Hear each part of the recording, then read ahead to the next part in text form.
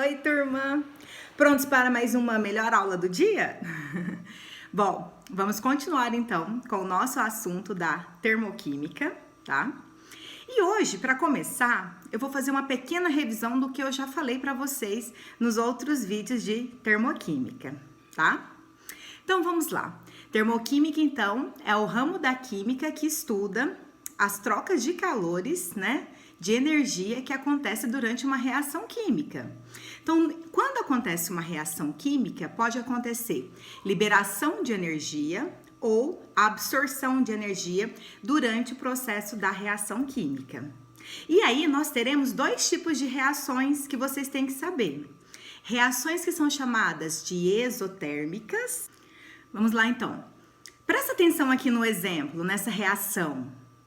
Nós temos então uma substância A, que representa o reagente, formando então uma substância B, que é o produto, e mais o calor, mostrando então que é uma reação que libera calor, uma reação exotérmica. Vamos olhar então esse outro exemplo aqui agora dessa reação. Acompanhe comigo. Nós temos então uma reação de CH4, que é o gás metano, mais o gás oxigênio, formando CO2, que é o gás carbônico, mais água. Com o Vzinho aí significa que ela é vapor. Mais 889,5 kJ. Então, essa reação representa uma reação exotérmica, uma reação que está acontecendo com liberação de calor. Você pode observar que nós temos o valor de 889 no produto, tá? Mostrando então que aconteceu formação de calor. E mais embaixo, se você acompanhar, nós temos então aí que 1 mol dessa reação libera 889,5 kJ. Se eu tiver um outro valor de número de mols, fazendo uma pequena regra de 3, você consegue descobrir quantos mols tem. Como por exemplo aí, ó, 1 mol libera 889,5 kJ. Então, se você tiver 10 vezes mais, 10 mols, você vai liberar então 8.895 kJ. Super simples, né? Mostrando então aí uma reação de combustão do gás metano, tá? Agora, vamos revisar então a reação endotérmica, que é uma reação que acontece com absorção de calor. Então, você vai ter uma reação de uma substância A, que é o nosso reagente, mais uma certa quantidade de calor, formando então o nosso produto B. Então, antes da seta, você tem o calor, porque uma reação endotérmica absorve calor para que ela ocorra, tá? Então, vamos acompanhar agora esse exemplo. Nós temos aí, ó, água líquida, né? Que vai absorver energia, mais 44 kJ, e aí vai acontecer a formação da água no estado vapor, mostrando então como uma reação endotérmica, tá? Essa equação já está balanceada e 1 mol dela absorve 44 kJ. Se eu tiver 5 vezes mais, 5 mols, eu vou absorver X.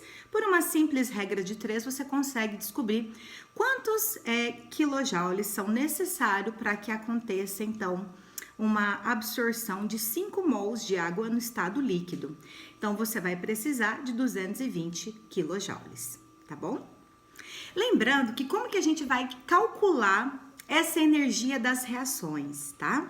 Lembrando que tudo que você pode medir, tudo que você consegue medir, como por exemplo, você consegue determinar a massa de um objeto, então você consegue determinar o volume de 1 litro de leite, né? De uma certa quantidade de leite, né?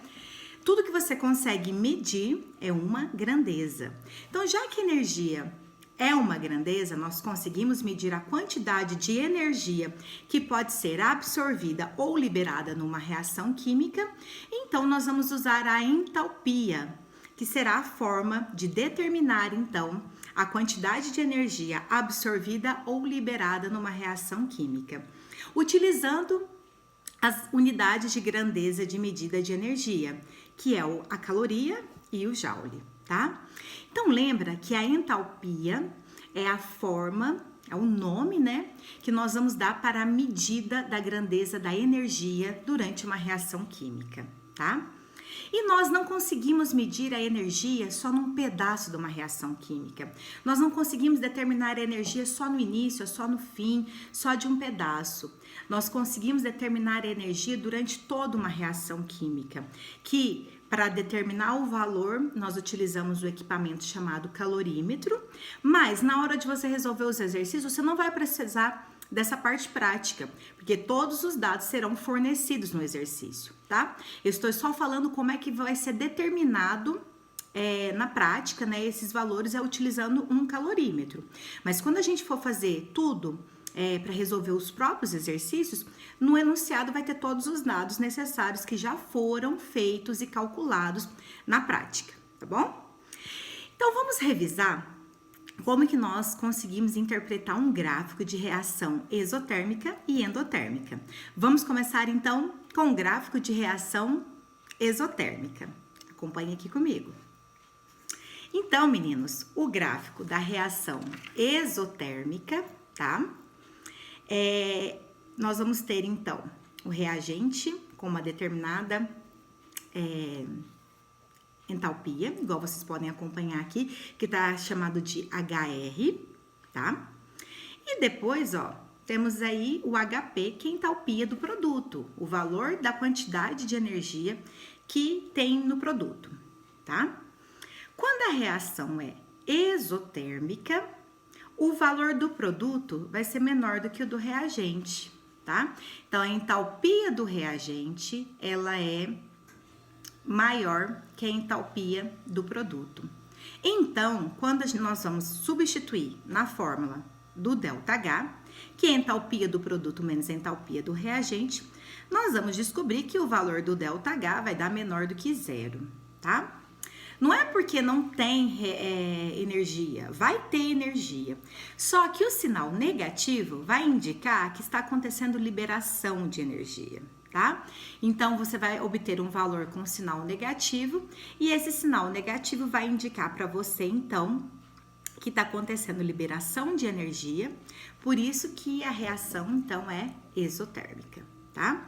Analisa bem o gráfico aqui, sempre que você tiver um dado em que o reagente fica em cima e o produto fica embaixo, sempre vai se caracterizar um gráfico de reação exotérmica, tá?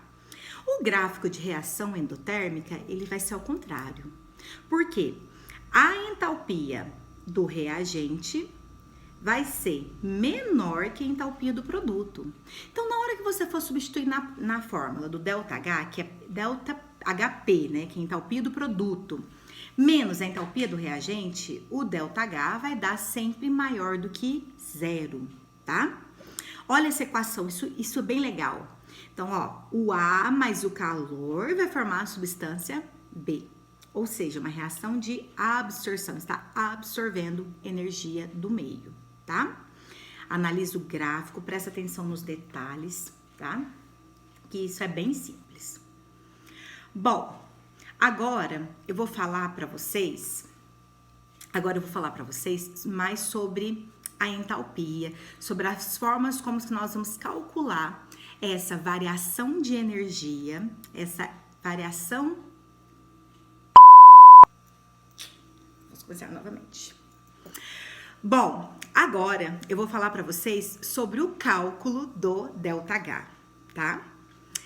Nós vamos aprender algumas fórmulas de calcular a variação de energia que acontece durante uma reação química, que é o chamado ΔH. Preste bastante atenção. Nós podemos calcular utilizando a fórmula do ΔH, que é a entalpia do produto menos do reagente. Nós vamos aprender a calcular a lei de Hess. Nós vamos aprender a fazer o cálculo através do que é chamado de energia de ligação. E também podemos utilizar uma regra de 3, e isso vai depender do tipo do exercício, tá? Então, eu vou fazer, assim, cada um dos tipos para vocês, para ficar mais fácil, tá? E depois vou postar lá uma lista no GR8, para vocês responderem a lista e tentarem praticar esses exercícios sobre termoquímica. Então, vamos lá? Vamos começar, então, com o primeiro cálculo do ΔH. Mas antes disso, eu preciso falar alguns detalhes para vocês, tá bom? Então vamos lá. Entalpia padrão. Olha o conceito.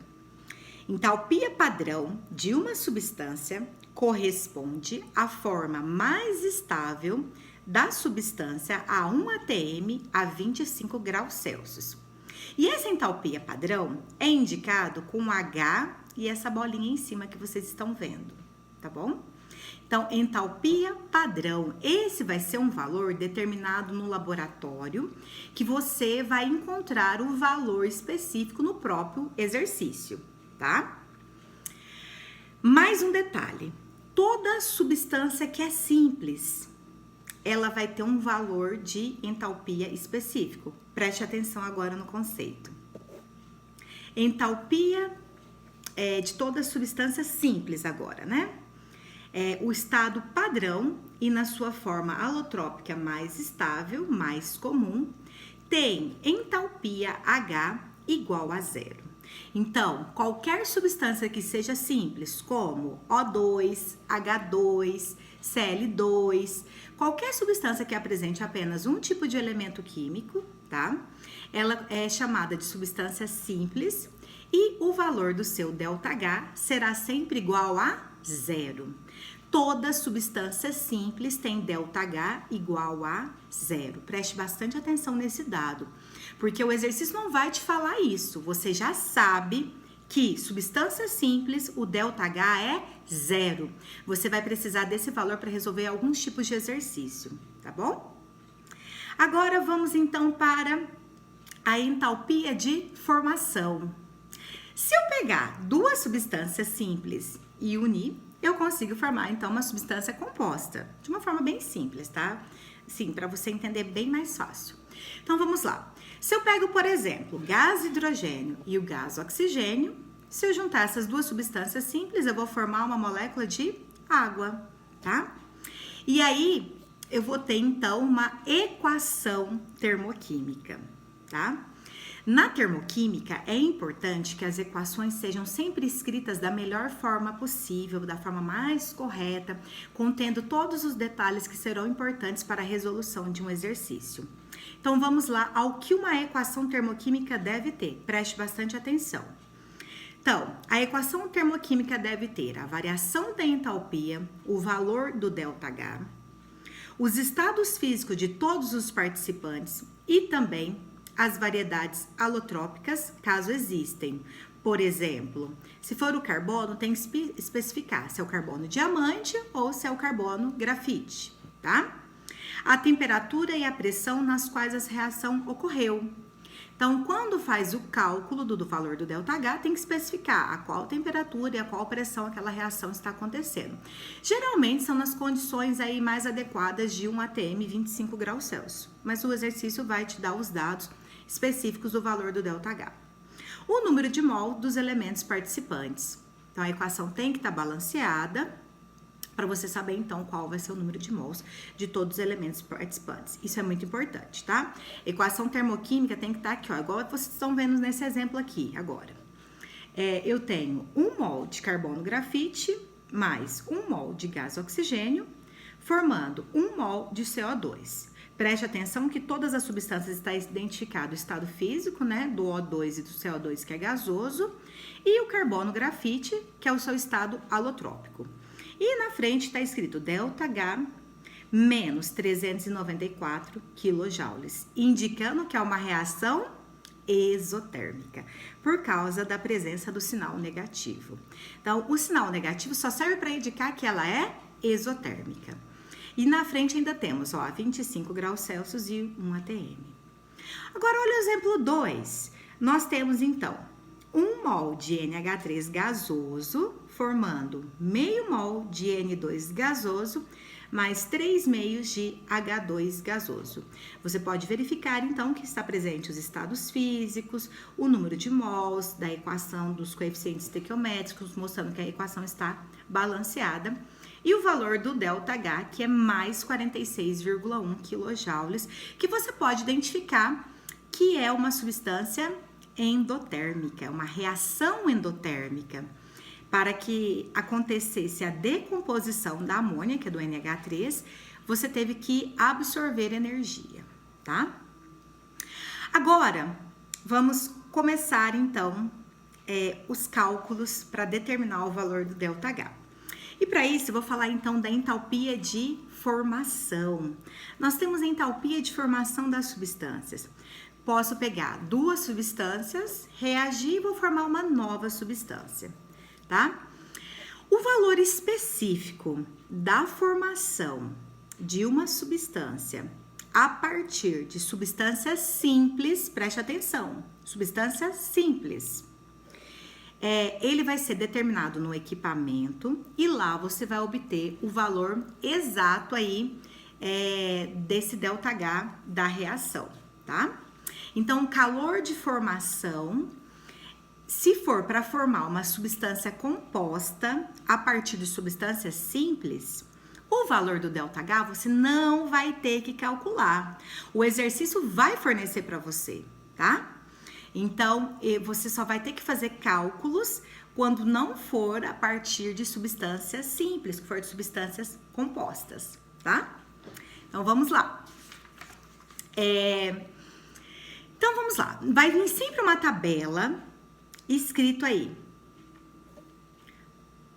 Então, vamos lá. Sempre vai vir uma tabela com os valores da entalpia de formação das substâncias, que é determinado no laboratório, que você não precisa decorar o valor, porque o exercício vai fornecer, tá? Agora, nós vamos então fazer o seguinte. Nós vamos começar o primeiro cálculo para determinar o valor do ΔH de uma equação. Preste atenção agora aqui no enunciado, ó. Determinação da entalpia de formação de uma substância a partir de uma equação termoquímica. E vamos lá, então, a nossa equação termoquímica do exemplo. Nós vamos, então, aqui, ó, ter essa equação, que é o CaCO3 gasoso, formando o CaO, que é o óxido de cálcio sólido, mais gás carbônico. O ΔH dessa equação tem o valor de mais, né, indicando que é endotérmica, mais 177,5 kJ por mol. A cada 1 mol dessa reação são absorvidos 177,5 kJ, tá?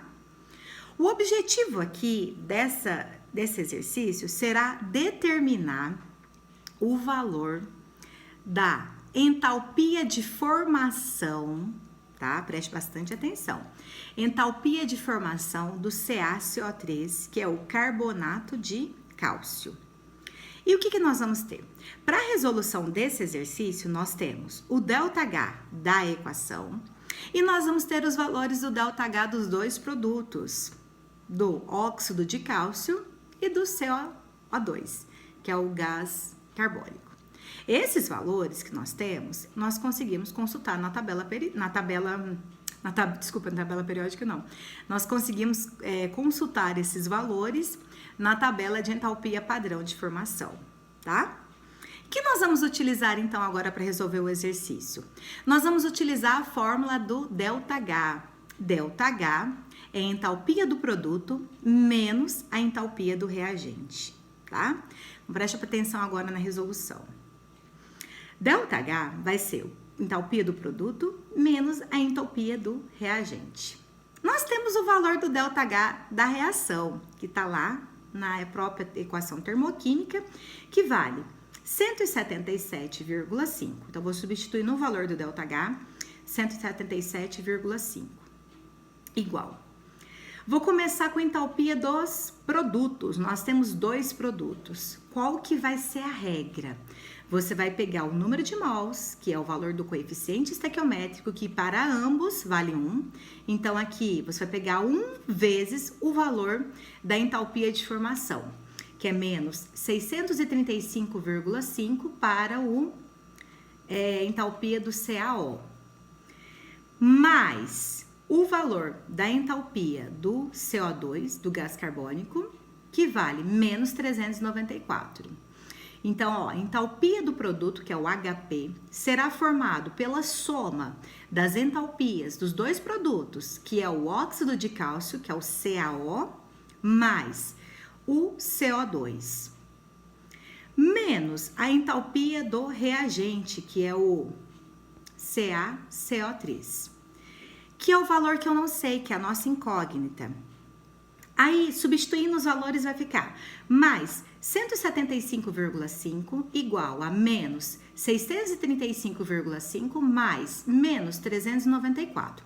Tá vendo que esses dois valores estão dentro do colchete porque correspondem aos valores dos produtos, menos a entalpia do carbonato de cálcio, que é minha incógnita, meu X, né? Então, deixa escrito aí como HCaCO3. Aí, agora é só resolver a matemática.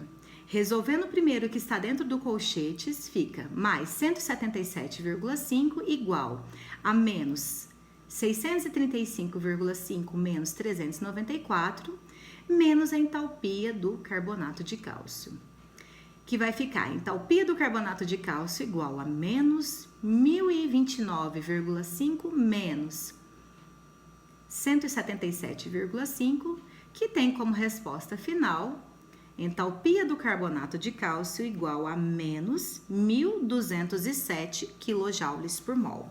Então, nós conseguimos calcular o valor do ΔH, tá?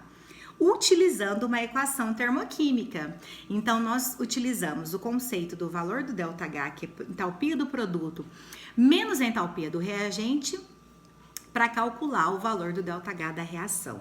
Isso daí é através da fórmula do entalpia de formação. Então, você tem uma equação química, você vai ter uma incógnita, vai ter os outros dados que o exercício vai fornecer e você consegue resolver, então, o ΔH da equação, tá? Vou deixar mais alguns exemplos lá na lista no GR8 para você tentar fazer. Vou fazer um exercício resolvido igual eu tô fazendo, mostrando lá o passo a passo para vocês. Preste bastante atenção. Aí eu vou fazer uma lista de exercícios, depois vou resolvê-la aqui com vocês e tirar as dúvidas, tá? No nosso fórum. Turma, você precisa prestar bastante atenção. Termoquímica não é complicado.